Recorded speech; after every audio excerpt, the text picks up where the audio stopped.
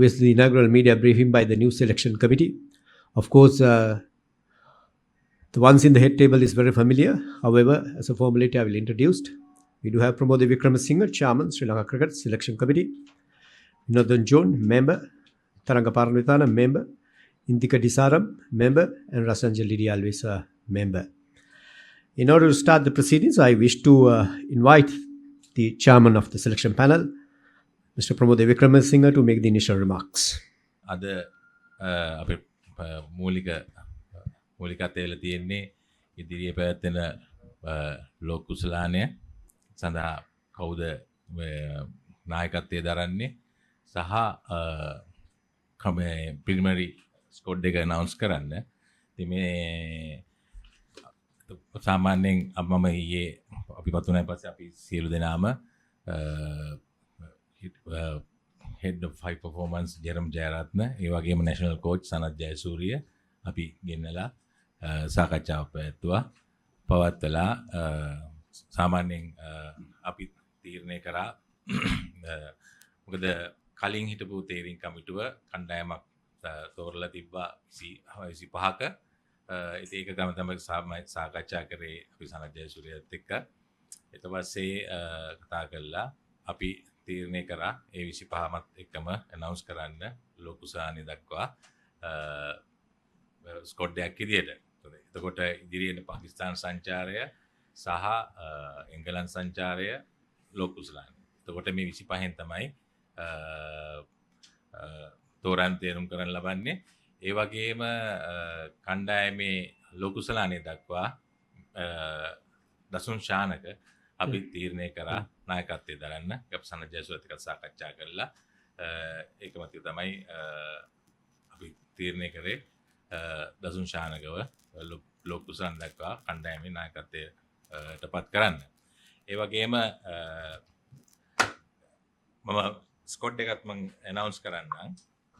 දසුන් ශානක තමයි නායකත්වය. ඒ වගේම පැතුම් නිසංක, කුසල් මෙන්ඩිස්, කමිල් මිෂාර, කුසල් ජනිත් පෙරරා, ධනංජය සිල්ලා, නිරෝෂන් දික්කල්ල, ජනිත් ලියනගේ, චරිත් අසලංක, දසුන් ශානක, කමින්දු මෙන්ඩිස්, පවන් රත්නායක, සහන් ආරච්චිගේ, වනිදු හසරංග, දුනිත් වෙල්ලාලගේ, මිලාන් රත්නායක, නුවන් තුෂාර, ඒෂාන් මාලිංග, දුෂ්මන්ත චමීර, ප්‍රමෝද් මදුෂාන්, මතීෂ පතිරණ, ඩිල්ෂාන් මදුශංක, මහේෂ් තීක්ෂණ, දුෂාන් හේමන්ත, වියස් විජේකාන්ත වියස්කාන්, ට්‍රවීන් මැති. ඔය 25 තමයි ඉදිරි ලෝක කුසලානය දක්වා අපි තීරීම් කරනු ලබන්නේ. ඊට අමතරව මේකේදී මෙන් ඊට පස්සේ අපි 5 දෙනා එකතු වෙලා මේ 25න් තීරීම් කරනු ලබනවා. ඇත්තටම 25 තෝරලා තිබිච්ච 25ක්. ඇත්ත නිරෝෂන් දික්කල්ලා අපි සාකච්ඡා කරා. මෙතන කඩළු රකින්නන් ඉන්නේ දෙන්නයි. කවුද කමිල් මිෂාර, කුසල් මෙන්ඩිස්, කුසල් ජනිත් තුන් දෙනයි. එතකොට දැන් අපිට තරඟ 6ක් තියෙන. ඊට අමතරව පුහුණු තරඟ දෙකකුත් සහභාගී පවත්වන්න ප්ලෑන් කරලා තියෙනවා මේ පුහුණු අපේ සනත් ජයසූරියට අනුව. ඒකින්දා අවශ්‍ය වුණොත් ඒවත් එකකට තමයි ඒවට ස්ටෑන්ඩ් බයි සහ ඊළඟට ඕපනින් ඇන්ඩ් টොප් ඕඩර් ඒවට එක තමයි අපි නිරෝෂන් දික්කල්ලත් එක්ස්පීරියන්ස් එකත් එක්ක බලලා ඒක එහෙම කණ්ඩායම් කියන්නේ. මොකද අනිත් එක සාදි මම කිසිම වෙනසක් අපි ඇත්තටම කලින් කමිටි එක කරපු දේ කන්ටිනියු කරන්න ඕන. මෙතනින් මොකද ප්ලෑන් එකක් ඇතුව කරලා තියෙන්නේ. ඒකට ඒකට මම ඇවිල්ලා මෙයාලට කතා නැහැ මෙහෙම කරමු අරම කරමු කියන එක මේ වෙලාවේ සුසු නැහැ. ඉතින් ඒකින්ද මෙතනින් මේ කණ්ඩායම තියාගෙන එතනින් ඉදිරියට යන විදියක් තමයි මම ප්ලෑන් කරලා තියෙන්නේ. ඒකෙදි ඉතින් ඒකින්ද වැඩි වෙනසක් කිසි වෙනසක් මම කරන්න බලාපොරොත්තු වෙන්නේ නැහැ මේකත් එක්ක. ඉතින් ඉදිරියට මේකෙන් සනත් ජයසූරියත් එක්ක කතා කරලා අපි කට්ටිය ඔක්කොම එකතු වෙලා ඒ තීරණ ගන්න තමයි ප්ලෑන්. ඊට පස්සේ මම හිතන්නේ ඔක ඊළඟට කිට්ටු කරලා තමයි 16 18 අන්තිමට අඩු කරන්න තියෙනවා. ඒකෙදි වාඩ්ලා කවුද කියලා හරි සයිඩ් එක තියෙනවා. ප්‍රමෝදය මේ චරිත නායකත්වයෙන් ඉවත් වුණා උපුල් ඉන්නකොට තේරීම් කමිටුව හැටියට. දැන් ඕගොල්ලෝ ඇවිල්ලා චරිතෙන් චරිත දෙන්නේ නැති හේතුව මොකද්ද? චරිත දෙන්නේ නැතුව නෙවෙයි. දැන් මම 2021 23 ඉඳලා ඇත්තටම නැවතුනේ දසුන් ශානගේ. ඊට පස්සේ දැන් ඊට පස්සේ චරිත අපේ ප්ලෑන්ස් වල තිබ්බ ඊළඟට චරිත එක්ක යන්න. ඊට පස්සේ දැන් කොහොමත් ආයි දසුන් ශානකට ගිහිල්ලා අන්තිම තරගාවල් පාකිස්තාන තරග දසුන් ශානක තමයි නායකත්වයේ දැරුවේ. ඒ වගේම දසුන් ශානගේ එක්ස්පීරියන්ස් එක කියන්නේ වර්ල්ඩ් කප්ස් 3ක් කරලා තියෙනවා. T20 world cups 2යි. ඊට පස්සේ දැන් මේ වන් ඩේ වර්ල්ඩ් කප් එකයි. ඒකත් එක්ක ඉතින් අපි බැලුවා ඒවත් එක්ක දැන් ලොකු වෙනස්කම් කරන්න සුසු නැහැ. ඒ වගේම චරිත අසලංකත් රන්ස් අතරේ නෑ. චරිත නිදහස් මානසක් දෙන්න ඕන රන්ස් වලට එන්න. එතකොට මේ තරඟාවල් ටිකේ චරිත මේ එංගලන්ත සහ මේ පාකිස්තාන තරඟ රන්ස් වල ආවනම් අපිට ලොකු මේකක් එන්න. ඒකින්ද මේ ෆ්‍රී මයින්ඩ් එක දෙන්න ඕන ඉඳයි. සහ එක්ස්පීරියන්ස් එක එකතු කරලා තමයි දසුන් ශානකත් එක්ක ලෝක කුසලානය සඳහා මේ තීරණය කරේ දෙන්න. එතනින් පස්සේ තීරණය කරමු මොකද්ද කරන්න කියලා ඉදිරියට. ප්‍රමෝ එතකොට දසුන් ශානකව නායකත්වයට පත් කරපුවාම ස්ටේරින් කමිටුව හැටියට ඔයගොල්ලන් එයාගෙන් බලාපොරොත්තු වෙන රෝල් එක. ඒ කියන්නේ කැප්ටන් කරන එක විතරද නැත්නම් එයා ඕල් රවුන්ඩර්ද බැට්ස්මන් විතරද? මෙතන දැන් T20 එකේ ඕවර් 4යිනේ බෝල් කරන්න තියෙන්නේ. බෝල 24යිනේ. ඒතර එයා බෝල 24න් බෝල කීයක් බෝල් කරනවද? මොකද්ද ඔයගොල්ලෝ බලාපොරොත්තු වෙන රෝල් එක? මෙහෙමයි. දසුන් එන්නේ ඕල් රවුන්ඩර් විදියට. එතකොට ඇත්තටම අපි පත් වෙලා දවසයි තාම. ඊළඟට දැන් ඉදිරි ඒව කොහොමද දසුන් දැන් අපි නායකත්වයට පත් කරලා තියෙන ඕල් රවුන්ඩර් කෙනෙක් විදියට බලන්නේ. ඉතින් ඉදිරියට කොහොමද දැන් මේ දවස්වල නැෂනල් කෝච් මේ සනත් වෙනම දැන් මේ දවස්වල ප්ලෑනින් වගේක් යනවා. දැන් අපි හිතින් දැන් සම්බන්ධ වෙනවා. ඒකත් එක්ක ඊට පස්සේ අපි කොහොමද මේක යොදාගෙන දසුන් යූස් කරන්න කියන එක සාකච්ඡා කරලා ඒක ඉදිරි තරඟවලදී ක්‍රියාත්මක කරන්න බලාපොරොත්තු වෙනවා. මං ඉස්සෙල්ලම මගේ සැලසුම කියන්නම්. ඇත්තටම මුලින්ම අපිට ඇත්තටම තියෙනවා short term, mid term and long term. ওই තුන තමයි තියෙන්නේ. ෂෝට් ටර්ම් ඇත්තටම අපිට තියෙන්නේ ලෝක කුසලානය සහ විමෙන්ස් ලෝක කුසලානයත් එනවා. ඕක තමයි එකකින් ඉස්සෙල්ලම එන්නේ මෙන්ස් ලෝක කුසල T20 ලෝක කුසලානය. ඒකට දැන් තියෙන සැලසුම් එක අපි හැඩ ගැහෙන්න ඕන. ඒකෙදී ඒ තියෙන මේ 25ත් එක්ක කොහොමද තියෙන හදාගන්නේ සයිඩ් එක බෙස්ම ටීම් මේ 11 හරි 15 හරි අපි හොයාගන්නේ කොහොමද හදාගන්නේ කොහොමද? ඒකට අපිට තරඟ 6යි තියෙන්නේ. මම හිතන්නේ ඊයේ සනත් එක්ක කතා කරපු විදියට පුහුණු උසැසි තියෙන්නේ තව 8යිද කොහෙද? 8යි කියලා කිව්වා. 9ක් වගේ. ඒකත් එක්ක ඒ කාලය ඇතුළත අපි පාකිස්තාන් සංචාරය සහ එංගලන්ත ඒ තරඟාවලියේදී අපි අපේ බෙස්ම 15 හරි 16 හදාගන්න ඕන. ඒක තමයි ෂෝට් ටර්ම්.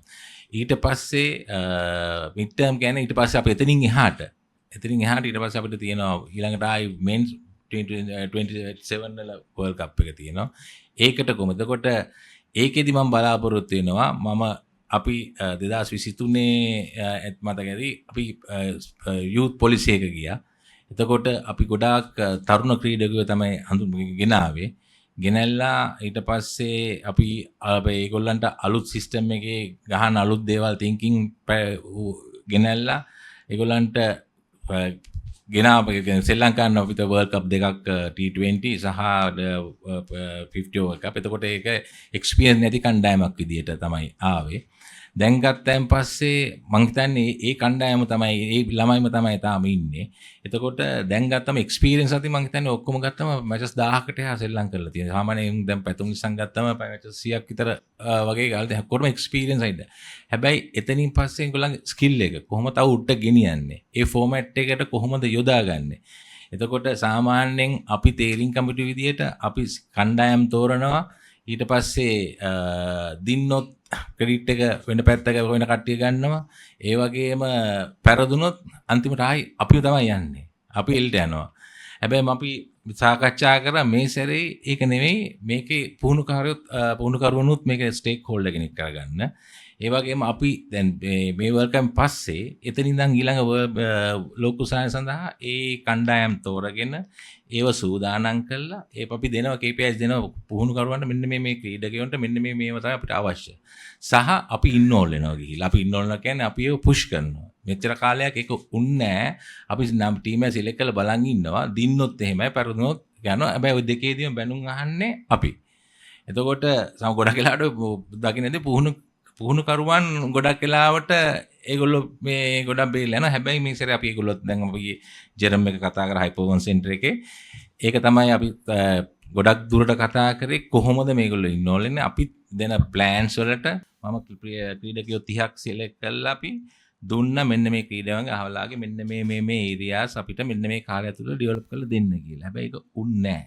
ඒක දැන් ඇත්තටම දැන් ඊට පස්සේ දැන් මම මේ අසරෙත් කරන්න හදන්නේ ඒ ටාගට්ස් දීලා ඒව පස්සේ අපි හඹා යනවා. මේක වෙනවද? ඒතකොට ටාගට් මේ දෙන මාස් දැන් උදාහරණයකට ෆිට්නස් උනත් දැන් මම බලන්න අපි දැන් ගෙනාව 2 කිලෝමීටර් ඒක මැනුම් ඒකකයක් විදියට අපි ගෙනාවා. ගෙනල්ලා අපි ඒක අපි එකේ ස්ටික් වෙලා හිටිය ඒක. දැන් ඊට පස්සේ දැන් දැනට මම දන්නේ නැහැ ෆිට්නස් කොහොමද කියලා. මම දැන් අපි දැන් ඊයේපත් උනේ. දැන් බලන්න ඕන ලෙවල් එක මොකද්ද කියලා. ඊට පස්සේ මම දැන් ට්‍රේනර්ස්ලා ගෙනල්ලා කතා කරන්න ඕන. නමුත් මේ සැරේ මම ටාගට් එක දෙනවා. මට මාස 4න් මේ ක්‍රීඩකයෝ වෙන්න මේ ලෙවල්ස් වලට මට ගෙනල්ලා ඕන. එහෙම ගෙනාවේ නැත්තම් ඒ ට්‍රේනර් වක් කියන්න ඕන. ඒක මම දැන් මම ශ්‍රී ලංකාවේ ප්‍රෙසිඩන්ට් එකත් කතා කරා. අනිවාර්යයෙන්ම ඒ වගකීම ගන්න ඕනේ ඒගොල්ලෝ එතනදී. එහෙම ගත්තේ නැත්නම් මොකද මේ ක්‍රීඩකයන් පනිෂ් කරන්නේ නැතුව ඒගොල්ලන්ගේ එක තමයි ක්‍රීඩකය පුෂ් කිරීම එතෙන්ට. එතකොට ඒ වගේම තමයි අනිත් පුහුණු කරුවනුත් ඒ ක්‍රීඩකයාගේ දැන් කිව්ව බැටිම් පිටිකරුවෙක් නම් එයාගේ ස්ට්‍රයික් රේට් එක දැන් 120 නම් 140ට ගෙනියන්න ඕන නම් ඒක පුහුණු කර හයි පර්ෆෝමන්ස් සෙන්ටර් එක හයි පුහුණු කරුවන් එකතු වෙලා එතෙන්ට ඒ ළමයා හදන්න ඕන. ඒකේ විදිය තියෙන්නේ මොකද ඒගොල්ලෝ ලෙවල් 1 2 3 ඔක්කොම කළා ඒකට පුහුණු වෙලා තියෙන්නේ. ඒක වෙන්න ඕනේ. ඒක වෙන්නේ නැත්නම් ඒගොල්ලෝ ඒක ආන්සර් කරන්න ඕන. ඉතින් ඒක අපි ඒ කාලා දීලා දැන් 27 වර්ල්ඩ් කප් එක නම් එතෙන්ට අපි හදන්නේ එතෙන්ට ගෙනියන්නේ කොහොමද? එතකොට එතෙන්ට යන තරංගාවලි කොහොමද සැකසෙන්නේ? එතකොට ඒවත් එක්ක මේගොල්ලෝ ටෙස්ට් කරන්නේ කොහොමද? එතකොට ඒ ටීම් හැදෙන්නේ කොහොමද? ඒ වගේ එකක් තමයි කරන්නේ. ඒ වගේම ලොන්ග් ටර්ම් ගත්තම දැන් අපි කාටවත් තේරෙනවා ගොඩාක් තියෙන මේ වගේ ලැබ්ස් ගොඩක් වෙලා තියෙනවා. එතකොට අපි දැන් හැමතිස්සෙම මේවා හදන්නේ හයි පර්ෆෝමන්ස් ක්ලබ් එකේ ගහලා ක්ලබ් එකකින් අපි සිලෙක්ට් කරන ප්ලේයර්ව ඊට පස්සේ හයි පර්ෆෝමන්ස් එකට එනවා. හයි පර්ෆෝමන්ස් එකට ආවම ඔතෙන්දි තමයි ගොඩක් වෙනස් කරන්නේ. ඔය එතනින් තමයි ගොඩාක් වෙලාවට ප්ලේයර් නැති වෙන්නේ.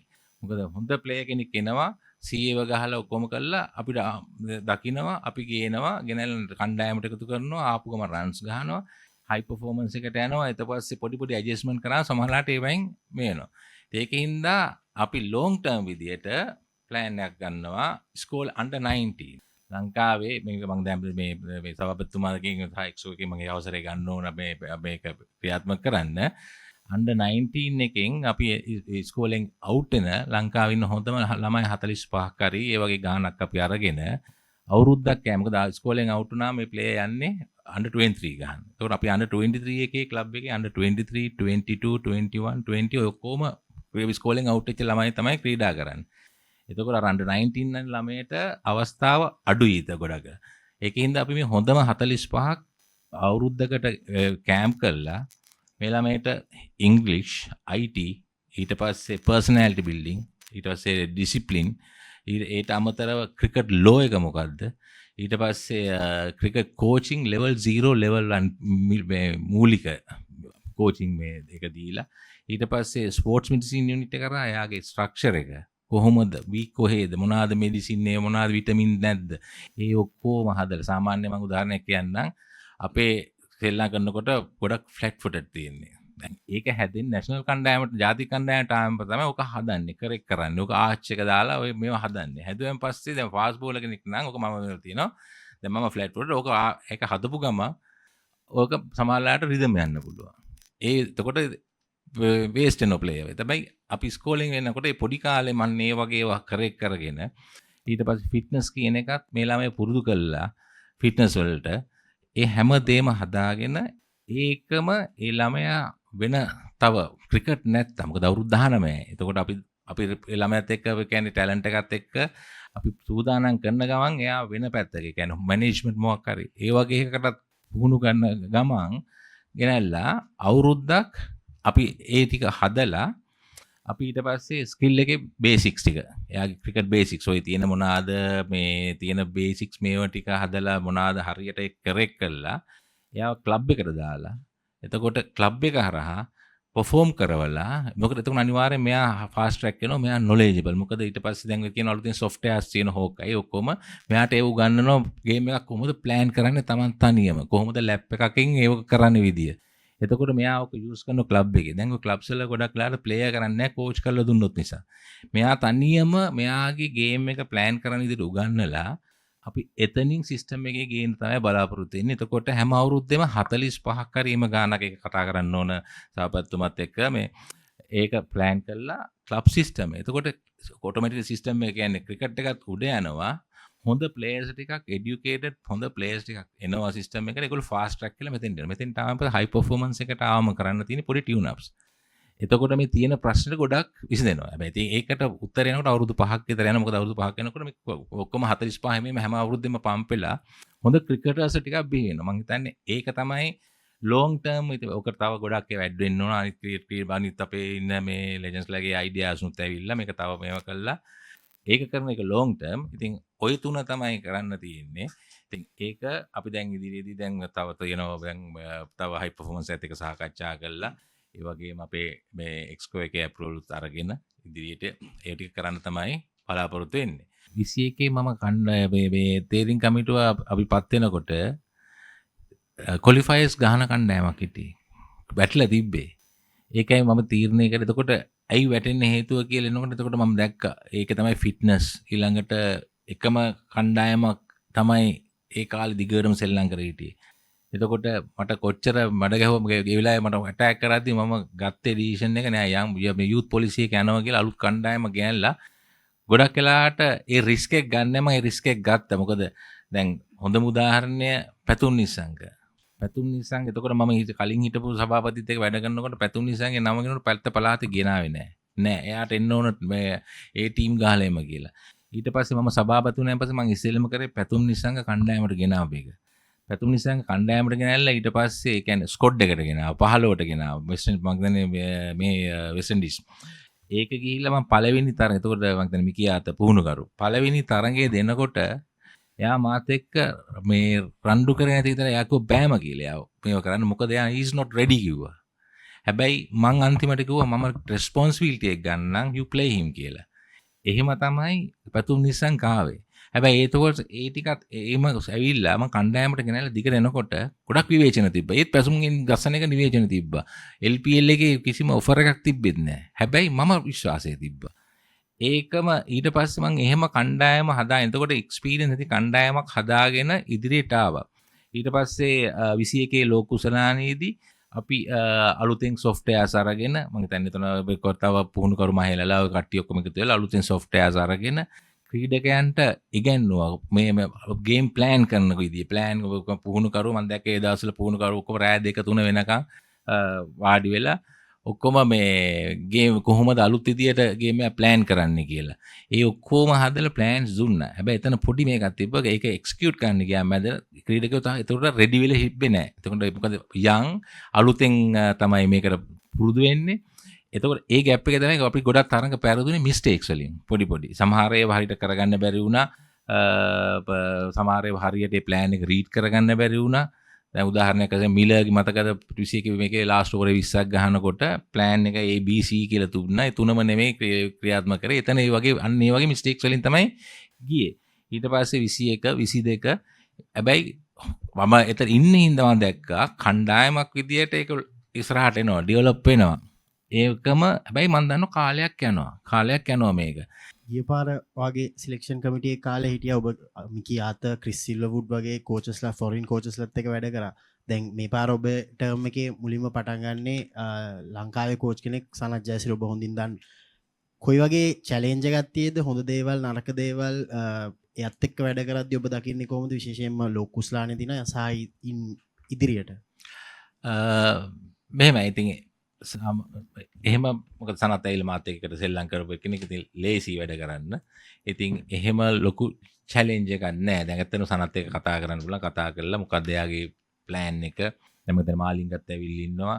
දැන් මේ දවස්වල ඒ ප්ලෑන් කරගෙන යනවා.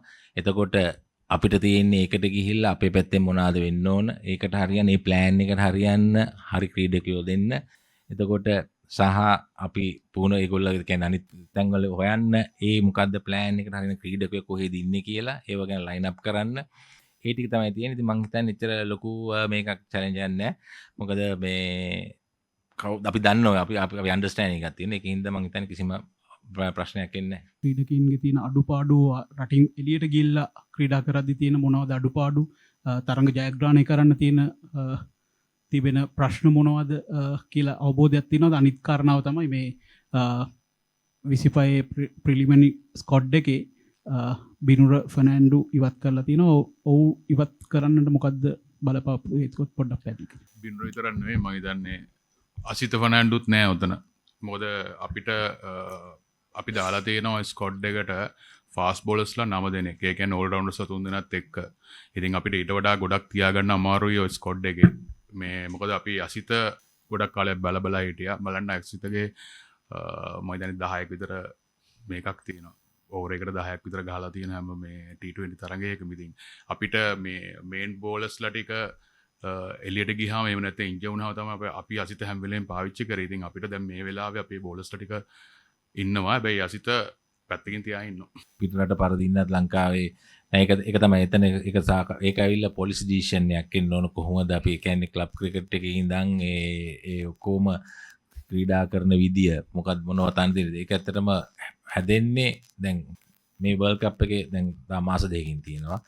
ඊට පස්සේ ඊළඟට අපිට තියෙන්නේ ඊළඟ චැලෙන්ජ් එක මොකක්ද? එතකොට ලෝංග වර්ෂන් ටෙස්ට් චැම්පියන්ෂිප් එක ඊට පස්සේ 27 වර්ල්ඩ් කප් එක. එතකොට ඒ ගහන රටත් එක්ක ඒක ඒම් කරලා තමයි අපේ විකට්ස් හැදලා ඒ ක්‍රීඩා කරන්න ඕන. ඉතින් ඒක ඉතින් ඉදිරියේදී තියෙන සාකච්ඡා කරලා කරන්න ඕන එකක්. ඒක පොලිසි ඩිසිෂන් එකක් තියෙන. ඉතින් ඒක බලමුක අපේ එක්ස්කෝ එකයි හයි පර්ෆෝමන්ස් එක කතා කරලා ඒ ඩිසිෂන්ස් ගන්න. මගේ ප්‍රශ්නේ සංජලි මහත්මියට මේක මේ වෙලාවෙම ක්ලියර් කරගන්න හොඳයි. මොකද අපි අපොන්ට මොනේ ශ්‍රී ලංකා ක්‍රිකට් එක උඩට ගන්න. ඉතින් තොරතුරු වාර්තා වෙනවා කපාටම ඔබතුමියගේ දුවෙක් ඇවිල්ලා සිලෙක්ෂන් වලට ක්‍රීඩා කරනවා කියලා. මේ සත්‍ය සත්‍යතාවයක් තියනවාද? මොකක්ද ඒ ගැන කියන්නේ? මගේ දුව ශ්‍රී ලංකා ඒ ටීම් එකේ ඒ කියන්නේ කිසිම කොන්ට්‍රැක්ට් එකක් නැතුව දැන් මාසයක් විතර ප්‍රැක්ටිස් කරනවා. ඉතින් එතනට ප්‍රැක්ටිස් කරන්න ප්‍රධානම හේතුව තමයි එයා ඉගෙනීම් කටයුතු සඳහා ඕස්ට්‍රේලියාවේ තමයි හිටියේ. ඉතින් එයා එහෙ කියන්නේ මැක්ස් T20 කම්පිටිෂන් එකේ පළවෙනි 11ට සෙල්ලම් කරා. ෆස්ට් ක්ලාස් ක්‍රිකට් උ සෙල්ලම් කරනවා. ඊට කලිනුත් හිටපු සිලෙක්ටර්ස්ලා ඔක්කොම එයාව මෙහෙට ගේන්න කියලා කිව්වා. ඉතින් මම ඉගෙනීම් කටයුතු හින්දා ගෙනාවේ නැහැ. දැනට එතන එයාගේ දක්ෂතාව අනුව එයාගේ ඒ කියන්නේ පර්ෆෝමන්ස් අනුව මෙහෙට බලලා අනිත් හිටපු සිලෙක්ටර්ස්ලා ඔක්කොම මෙව කළා. එතන දැනට ප්‍රැක්ටිස් එකක් විතරක් කරගෙන යනවා. ක්‍රිටිසයිස් කරන්න. ඒක සාධාරණ ක්‍රිටිසිසම් එකක් දෙන්න. අරක මේ මඩ ගහන්න ඒ වගේ බලාපොරොත්තුෙන් මම ඒව ගන්න. ඉතින් අපි කවුරුත් එකතු වෙලා මේක ගොඩ ගන්න ඕන. ඉතින් ඇත්තටම මාධ්‍යවේදීන් විදිහට ඔයාලගේ තමයි තියෙන්නේ ගොඩක්. මොකද කවුරුවත් මේකේ පල්ලෙහා දාන්න නැතුව ක්‍රීඩකයෝ ඉන්නවා, පුහුණුකරුවෝ ඉන්නවා. ඒ වගේම අපි තීරින් කමිටුව මේ අපි වැරද්දක් කරනවා නම් පෙන්නලා දෙන්න.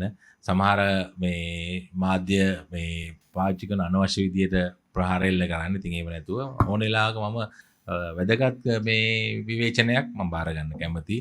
ඒකින්ද මේ මම හිතන්නේ මේ දෙක හරියට මේව කරලා අපිට සපෝට් කරොත් මම හිතන්නේ අපිට මේ ක්‍රිකට් එක ගොඩ දාන්න පුළුවන්. මොකද ඔතනින් තමයි ප්ලේයර්ස්ලා සහ ඔක්කොම වැටෙන්නේ සහ ඔයාලා හදන මතේ තමයි රටේ යන්නේ.